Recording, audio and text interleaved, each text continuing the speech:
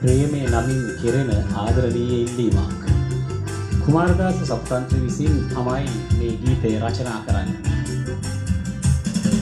ඔහු කියනවා මලක් වෙලා ඔබ පිපෙන්න. ආදරේ සුවඳ අරගෙන ඒ මල තුල පිපෙන්න පුළුවන් නම් මම කොයිතරම් වාසනාවන්තද.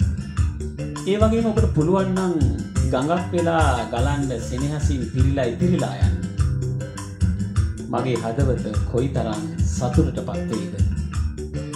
එහෙමනම් ඒ තුල අපි දෙදෙනාගේ බැඳීම පිළිබඳව අර්ථයක් ගෙනදී. ඒ බැඳීමට අපූර්ව සතුටක් එක් කරන්නේ. සුනිල් එදිරිසිංහයන් තමයි මේ ගීතය අපූර්වට ගායනා කරන්නේ. රෝණ වීරසිංහයන් තමයි මේ මියුරු තනු නිර්මාණය කරන්නේ. ඉතින් මම නැවතත් ඔබෙන් ඉල්ලනවා. මගේ හිත තුළ ඇතිවෙන ප්‍රේමයේ රස කල්පනාවන් මගේ හදවතේ තව දුරටත් මවන්න ඉඩ අරින්න. ඔබ මැවුම්කාරියක්. ඔබ ප්‍රේමයේ රස උල්පතක්. ඒ රස උල්පත මගේ හදවතේ තිබෙන පරිකල්පනයන් ඉහළට ගෙන එන්නට ඔබට පුළුවන් නම් නැවුම් සඳක් වෙලා මේ මල් මාවත පුරාම ජීවිත ගමනේ මල් මාවතේ දෙසවන්තලා හිනාවෙන්න මම ඔබෙන් ඉල්ලන්නේ ඒකයි. මම ඔබෙන් වෙන දෙයක් ඉල්ලන්නේ. මම ඔබෙන් අයදින්නේ ගඟක් වගේ ගලන්න සෙනෙහසින් පිරී ඉතිරිලා යන්න.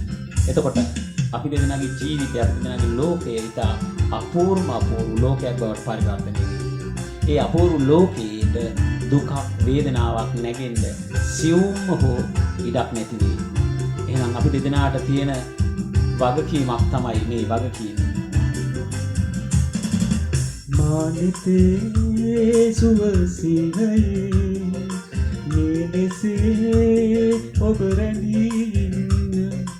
මානිතේ සුවසිනයේ මේලෙසේ ඔබ රැඳින්න.